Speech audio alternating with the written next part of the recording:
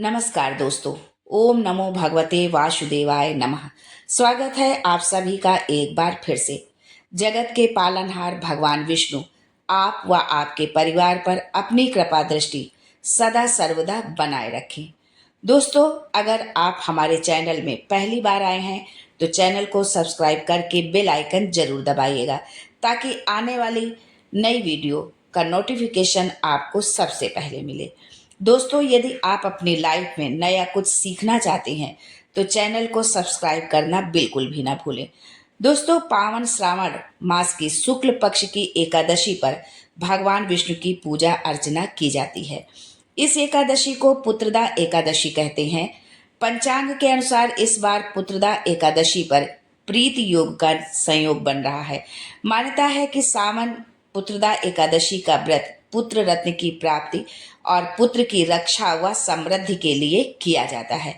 दोस्तों, संतान सुख, बच्चे की खुशहाली, तरक्की और उसे हर संकट से बचाने के लिए साल भर में महिलाएं कई व्रत रखती हैं। उसमें से एक है सावन माह की पुत्रदा एकादशी। पुत्रदा एकादशी का व्रत अपने नाम स्वरूप संतान को अच्छा स्वास्थ्य, दीर्घायु प्रदान करने वाला माना गया है। जिन महिलाओं को संतान सुख नहीं है वो इस व्रत को जरूर करें। दोस्तों, पुत्रदा एकादशी कब है, क्यों मनाई जाती है पुत्रदा एकादशी, व्रत कैसे करें, पुत्रदा एकादशी का महत्व क्या है, धन प्राप्ति व भगवान विष्णु की कृपा पाने के लिए पुत्रदा एकादशी पर क्या उपाय करें, पति पत्नी साथ में कौन सा उपाय करें जिससे उनका जीवन खुशहाल बना रहे, क्यों मनाई जाती है पुत्रदा एकादशी। दोस्तों, आगे बढ़ने से पहले आपसे रिक्वेस्ट करती हूँ कि वीडियो को लाइक करिएगा, दोस्तों को शेयर कर दीजिएगा और अगर आपने अभी तक चैनल को सब्सक्राइब नहीं किया है तो चैनल को सब्सक्राइब करके बेल आइकन जरूर दबाइएगा। दोस्तों, सबसे पहले जानते हैं पुत्रदा एकादशी कब है। सावन माह के शुक्ल पक्ष की एकादशी तिथि 15 अगस्त 2024 को सुबह 10:26 पर शुरू होगी और 16 अगस्त 2024 को सुबह 9:39 पर इसका समापन होगा। चूंकि एकादशी का व्रत उदया तिथि से मान्य होता है, इसलिए सावन पुत्रदा एकादशी व्रत 16 अगस्त 2024 को रखा जाएगा। पूजा का मुहूर्त है सुबह 5:51 से सुबह 10:47 तक। व्रत का पारण आप 17 अगस्त को करेंगे। जिसने इस व्रत को रखा हुआ है 17 अगस्त 2024 को सुबह 5:51 से सुबह 8:05 तक। पुत्रदा एकादशी क्यों मनाई जाती है, अब ये जान लेते हैं। शास्त्रों के अनुसार एकादशी का व्रत सभी व्रतों में श्रेष्ठ माना गया है। ये व्रत व्यक्ति को ऐश्वर्य, संतति, स्वर्ग, मोक्ष सब कुछ प्रदान करता है। जो जातक ये सब चाहते हैं वो इस व्रत को जरूर रखें। इस व्रत में जगत के पालनहार भगवान विष्णु की पूजा की जाती है। गजानन की कृपा से सूनी गोद भी भर जाती है। यही वजह है कि सावन माह में आने वाली पुत्रदा एकादशी महत्वपूर्ण होती है। जो जातक व्रत रखना चाहते हैं वो संक्षेप में थोड़ा से इसके नियम भी जान लें कि ये व्रत वो कैसे करें। पुत्रदा एकादशी का व्रत रखने वाले लोगों को व्रत से पूर्व यानी दशमी के दिन सात्विक भोजन करना चाहिए। साथ ही चावल भी जो है उस दिन नहीं खाना चाहिए। व्रती को संयमित और ब्रह्मचर्य का पालन करना चाहिए। सुबह स्नानादि के पश्चात संकल्प लेकर भगवान का ध्यान करें और व्रत का संकल्प लें।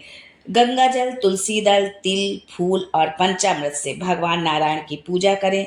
शाम की आरती के पश्चात फलाहार आप कर लें यदि आपने उपवास रखा हुआ है। व्रत के अगले दिन द्वादशी तिथि पर किसी गरीब जरूरतमंद व्यक्ति को भोजन कराकर दान दक्षिणा देकर विदा करें। फिर उसके बाद व्रत का आप पारण करें। यदि भोजन कराना संभव नहीं है तो एक सीधा निकाल दें। सीधा का तात्पर्य होता है कि अन्न की सामग्री की आटा, दाल, चावल, घी जो भी आप है एक व्यक्ति के का जितने में उसका भोजन हो जाए, एक व्यक्ति का जितना भोजन होता है उतना आप कच्चा जो है अन्न निकाल दें। भोजन कराना संभव नहीं है तो एक सीधा आप जरूर निकालें। इस विधि से जो है यदि आप व्रत करने से हैं जो है तो आपको सुख ऐश्वर्य की प्राप्ति होती है। दोस्तों, ज्योतिष शास्त्र में एकादशी के कई विशेष उपाय बताए गए हैं जिनको करने से साधक के जीवन की सभी परेशानियों का अंत होता है और सुख समृद्धि में वृद्धि होती है। तो आइए जानते हैं सावन पुत्रदा एकादशी पर किए जाने वाले उपायों के बारे में। दोस्तों, अगर आप धन की प्राप्ति चाहते हैं, धन चाहते हैं या धन है, धन में वृद्धि चाहते हैं, लक्ष्मी वृद्धि चाहते हैं, तो पुत्रदा एकादशी के दिन सुबह स्नान करें। इसके बाद सच्चे मन से भगवान विष्णु और देवी लक्ष्मी की पूजा अर्चना करें। एक लाल रंग का कपड़ा आप ले लें, उसमें 5 पीले रंग की कौड़ियों को बांधकर भगवान विष्णु को अर्पित कर दें। ये काम आप सुबह की पूजा के समय करें, जब आप सुबह पूजा करते हैं, और जब शाम की आप आरती करें तो इसे उठाकर पैसे वाली जगह या तिजोरी में रख दें। ऐसा करने से कभी भी धन की कमी नहीं होगी, बरकत होगी और धन लाभ के योग भी बनेंगे। दोस्तों, भगवान विष्णु की कृपा पाने के लिए कच्चे दूध में तुलसी और केसर मिलाकर भगवान विष्णु का अभिषेक करें। इस टोटके को करने से भगवान विष्णु प्रसन्न होते हैं और सभी बिगड़े काम बनते हैं आपके। इसके अलावा आर्थिक तंगी में भी सुधार होता है। यदि किसी तरह की आर्थिक तंगी है तो उससे भी आपको छुटकारा मिलेगा। पुत्रदा एकादशी के दिन पति और पत्नी को तुलसी के पौधे की पूजा अर्चना करनी चाहिए एक साथ बैठ करके। साथ ही तुलसी के पौधे पर अपनी कामना कहते हुए कलावा आप बांधे।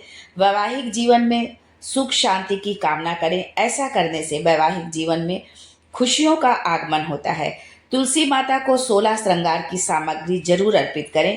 इससे वैवाहिक जीवन जो है सुखमय रहता है और मधुर संबंध बने रहते हैं और आपका सौभाग्य जो है अखंड होता है, यानी कि अखंड सौभाग्य की प्राप्ति होती है यदि आप माता तुलसी को 16 श्रृंगार की सामग्री आप भेंट करते हैं।